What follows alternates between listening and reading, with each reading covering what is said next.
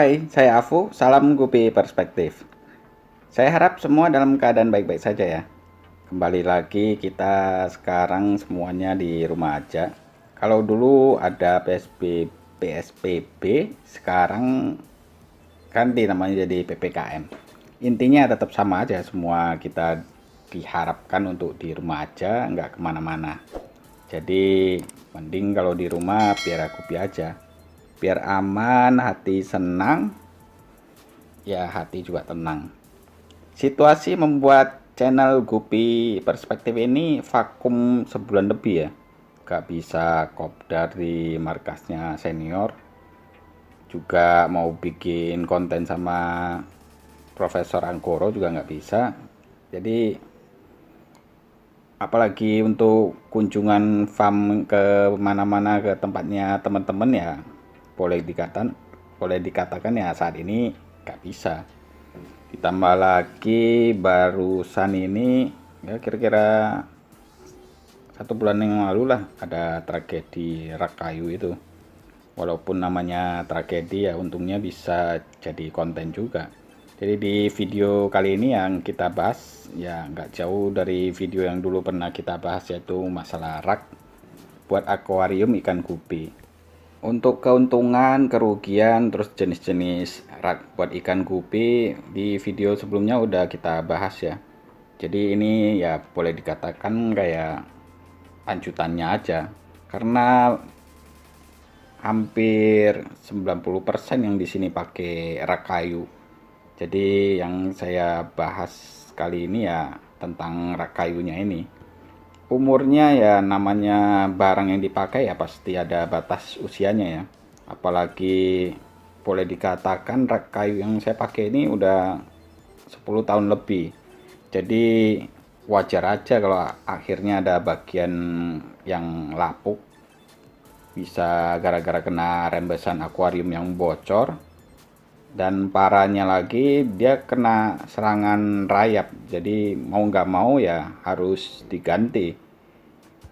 Pilihan yang saya pakai kali ini ya saya pakai dari bahan galvalum. Mungkin teman-teman punya apa kayak rekomendasi buat rak akuarium pakai bahan apa, terus apa yang terbaik ya silakan nanti tulis di kolom komentar ya.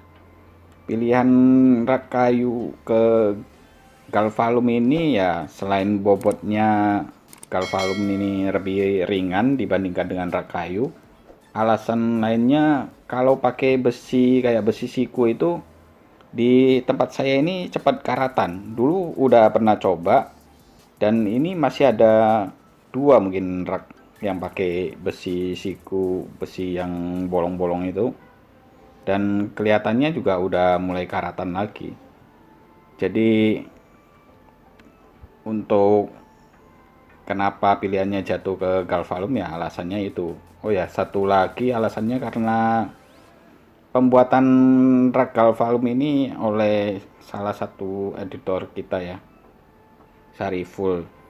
Hasilnya ya boleh kalian lihat sendiri di videonya ini, cukup memuaskan. Jadi kalau kalian nantinya berminat ya mungkin bisa hubungi nomornya ya, ntar editor kita yang ngedit mungkin ditambahin nomor WhatsAppnya sendiri.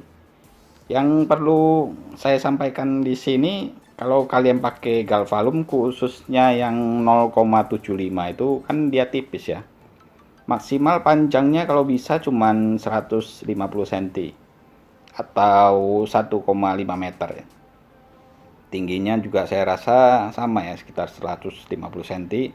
Terus lebarnya sekitar 50 cm. Kenapa nggak saya sarankan besar-besar atau panjang atau tinggi ya? Karena saking tipisnya itu, semakin dia panjang atau tinggi, kalau dikasih beban yang terlalu berat nanti akan melengkung. Dan yang perlu diperhatikan yang kedua ya jarak kakinya itu dari bawah, dari tanah itu atau lantai, jangan sampai terlalu tinggi. Itu juga akan membuat kakinya melengkung. Nah di sini kita bisa lihat kenapa rak kayunya saya ganti. Alasannya yaitu salah satunya udah lapuk dan kena rayap. Ini masih ada beberapa rak kayu yang belum sempat diganti, jadi sementara masih bertahan, masih bisa dipakai karena memang rangka kayu yang dipakainya itu kuat ya, dia nggak bisa dimakan sama rayap. Jadi yang dimakan sama rayapnya itu cuman papan alasnya itu, bukan rangka utamanya. Tapi ya ada juga rangka utama yang patah yang seperti di gambar ini. Ya mungkin juga karena memang bebannya terlalu berat atau kayunya udah kelamaan dan nggak kuat lagi untuk menahan beban dari akuarium dan air yang berat itu. Dan ini salah satu contoh ya rak galvalum di mana jarak antara kakinya dengan lantai itu terlalu tinggi atau terlalu jauh.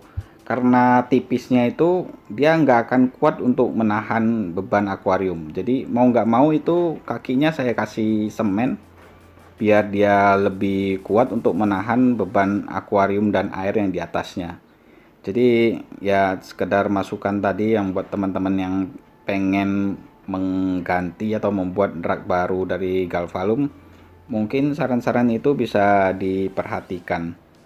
Ya sampai sekarang ini juga saya lagi masih pindah-pindahan akuariumnya ya, karena kapan hari kan waktu mengganti rak kayunya akuariumnya semua harus diturunkan, terus sekalian dibersihkan, terus begitu rak galvalumnya yang baru datang ya kita setting ulang lagi. Jadi sementara memang sambil menyeting-nyeting akuarium dan perlengkapan dan lainnya, kita juga tetap usahakan untuk membuat kontennya. Mungkin untuk konten berikutnya kita akan membuat tentang persilangan ya. Jadi teman-teman kalau nanti punya kira-kira ide atau masukan kira-kira persilangan apa yang diusulkan, bisa tulis juga di kolom komentar. Jadi biar kita juga bisa belajar bersama, terutama untuk silangan-silangan baru.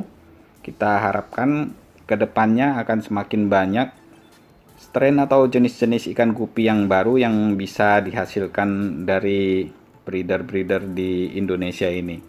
Jadi silakan nanti teman-teman juga kalau misalnya sudah pernah atau punya jenis itu bisa sharing di kolom komentar tentang pengalaman-pengalamannya. Mungkin nggak semua jenis silangan yang di sharing atau dibagikan itu baru, mungkin ada jenis yang lama cuman di upgrade atau diperbaiki formnya atau diperbaiki warnanya atau coraknya dan lain sebagainya.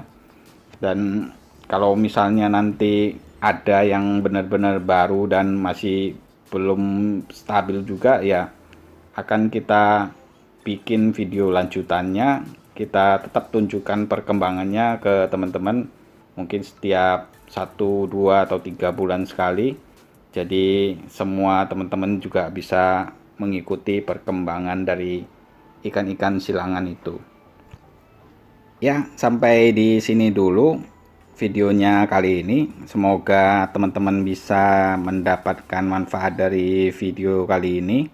Jadi buat teman-teman yang punya usul, punya ide, masukan apa aja tentang gupi ini, tentang gupi perspektif terutama, silakan nanti tulis di kolom komentar. Salam gupi perspektif.